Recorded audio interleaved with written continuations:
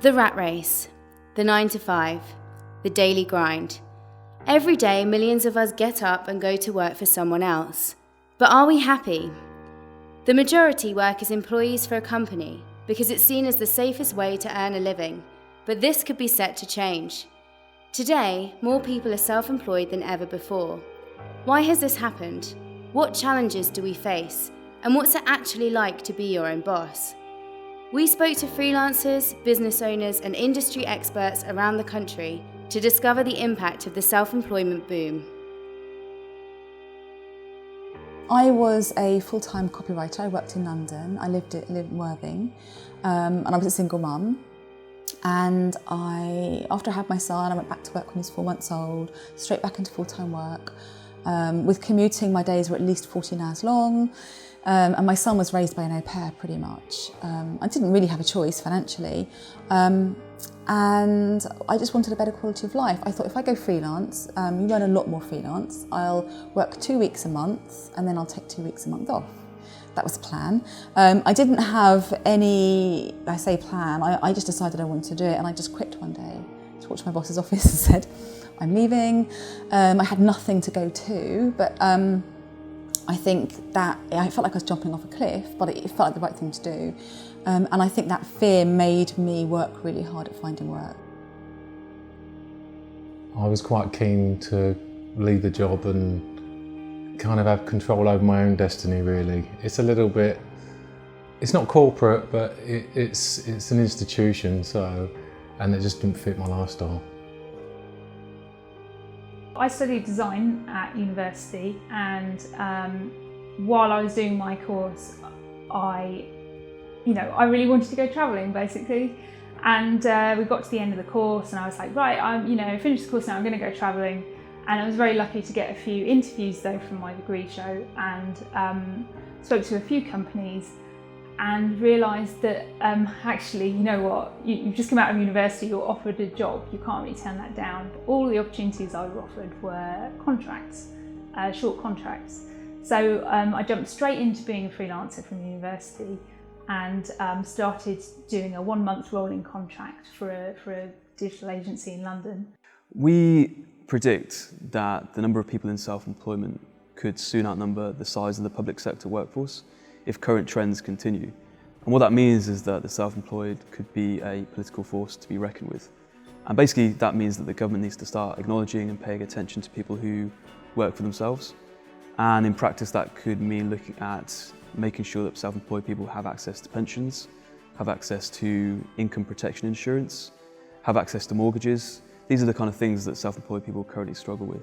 The self-employed are certainly underrepresented by government in Westminster and in Whitehall.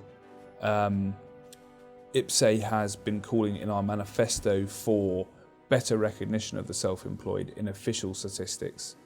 The Office of National Statistics do collect data on the self-employed, but we'd like to see them dig deeper and look at what pressures there are on their incomes and what their needs might be. Whether you're forced into self-employment or make the change by choice, it's a daunting prospect for anyone. For those used to working for someone else, the idea of going it alone and running your own business poses many tricky questions. How do you find work? How much do you charge? And how do you adapt to working from home? I would think, first of all, is understand your target market. There's got to be someone, to be a freelancer, someone needs to hire you. So you need to understand who needs your services and what problem they have that you're going to solve, and what makes you really good at solving that. I think if you know your USP, your target market and USP, then you will know what you're offering them, how to talk to them, where to find them is really important. Finding work as a freelancer can be really daunting. I think especially when you're starting out and it's all about contacts, and although people say it all the time, unfortunately who you know is a big part of it.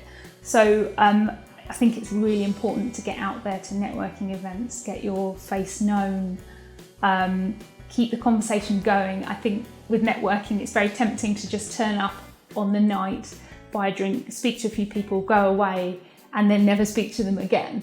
But the thing that makes networking really valuable is keeping that conversation going. So if you meet someone that you might like to do more work with, it's about keeping that conversation going, finding a reason to contact them after the event.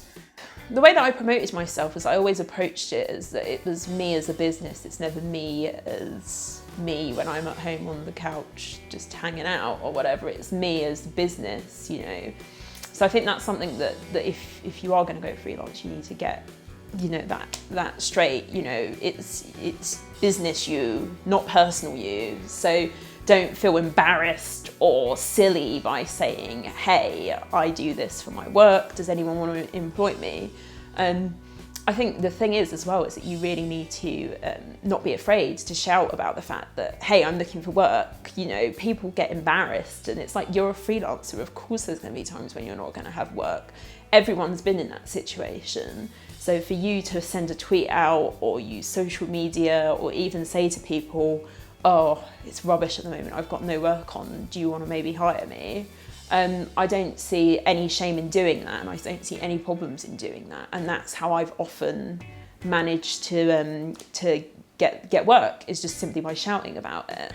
Number one form of marketing is word of mouth, and the way you get great word of mouth is by doing great work. So if you do a great job, make yourself indispensable to the team you're working with, people will recommend you. That does take time, but doing great work and just networking, get your face out there, get noticed, even in a social sense, because you never know when that job might crop up. Speaking to other freelancers really was what got me on track. And like I say, going out socialising with other freelancers, they're not your competition, and actually they're very helpful as well. And that was invaluable for knowing how much to charge, because you always want to charge less because you don't want to scare the client off, but you should at least be charging a fair market price for whatever subject you're in, you know. So we know that the self-employed earn about 20% less than those in typical jobs, if you're a full-time worker, that is. So there is a financial barrier to becoming self-employed, but a lot of people are willing to forego those material benefits for greater freedom, greater meaning, more independence, try to break away from hierarchy, and they find that they're willing to make that creative compromise. And I think for those who haven't yet done that, it's just a matter of confidence. I think what the recession has done is to give people a kind of trigger whereby it pushed a lot of people into self-employment who wanted to do it anyway. It was always something that was in the back of my mind, because to go freelance in Brighton, it's a really good place for it. So going freelance was always in the back of my mind, but it was never.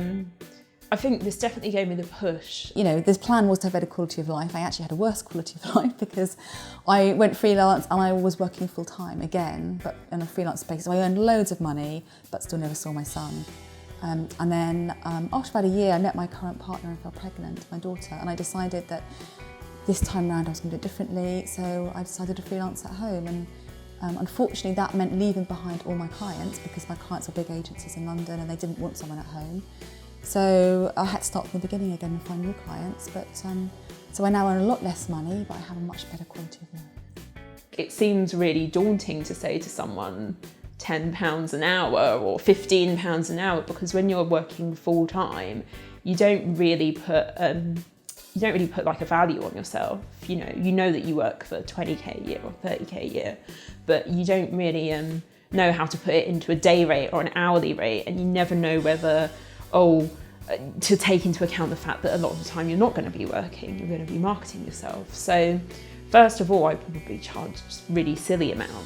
It seems really awkward to say to people like, how much are you worth, sort of thing, or how much money do you earn? But a lot of freelancers are just like, yeah, this is how much I charge this amount, you know. And it's never really been set either. And I imagine that a lot of freelancers will say the same thing. It's not a set amount, you know, you work it project by project. But the thing is, you shouldn't ever underestimate the experience that you have already. And you shouldn't undersell yourself because you're new at freelancing. You might be new at freelancing, but you're not new at your career. The more you do freelance, the more well-known you get, the more established you become. And then obviously as well, if you supplement, your work through things like going to conferences, training courses, stuff like that, then all of it's there in black and white on paper as to why people should pay you more money. Yeah, in my line of business, technology is kind of a moving target, so you've really got to study and keep up with what's going on in your field. And actually, studying gets you more pay, and it makes you more confident when you're talking to clients as well. So it's a really good thing to spend your own time, even if that's after the day's work you've done for a client, spend some of your own time studying and watching videos and reading up on the latest libraries and all that kind of thing online. Finances are really important. You know, my biggest ever year was my first year, and I hadn't sorted my finances out, and I paid, you know, the price for that, literally. As soon as you get paid, get used to putting 30% of it into an account so that when that tax bill comes in, you've got the money there to pay for it. I learned the hard way, where anything that came in I got spent, and then all of a sudden a tax bill for several £1,000s came in and I had no way of paying, and I was scrabbling around to find money for several months just to pay the tax bill. What we've seen from this boom in self-employment is an emerging global community.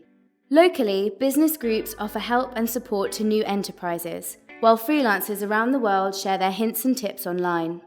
In fact, the sheer amount of information out there can be overwhelming. So where are the best places to look? There are lots of people out there who will support you. There are places you can go for support. There are places you can go to work. You don't have to sit on your own in your bedroom feeling like Billy No Mates, just talking to the cat as your only source of contact every day. It's definitely great to use a co-working space to get out of the house. You meet other people in your field and in other fields because you can pass them work as well, and then maybe they'll pass you some work. The government's website's really good. It's really well written, it's user-friendly, it presents information in small bite-sized chunks. And I've used that quite a lot. When I've been researching articles to write for Town Today's Club, I quite often use a government site. There's a site called Work at Home Wisdom, which is all about home workers. So if you're working from home, that's good. There's lots of things. There's a site called Freelance Parents, for example, if you're a parent. I use Wide Sussex's website quite a lot because they have a lot of events there. They've got a really good projects board. They've listed loads of local companies in the area. So I use that. I sign up to a lot of mailing lists as well. So you've got like the Brighton New Media mailing list. And I've joined Write Club as well, which is like a writers group in Brighton. So it's all about more of the networking groups out there that I find are really great supports. But Wired Sussex in particular has always been like a go-to website for me because they always are up to date on all of the local meetups, and there always seems to be something different going on every week as well. So I think the biggest resource is social media, because not only is it a way of keeping in touch with people and a way of reaching out to people, it's a fantastic help centre. If you've got a question about anything, hit social media and you can guarantee you'll get an answer within minutes. We turn to Twitter to find out why freelancing appeals to so many people around the world.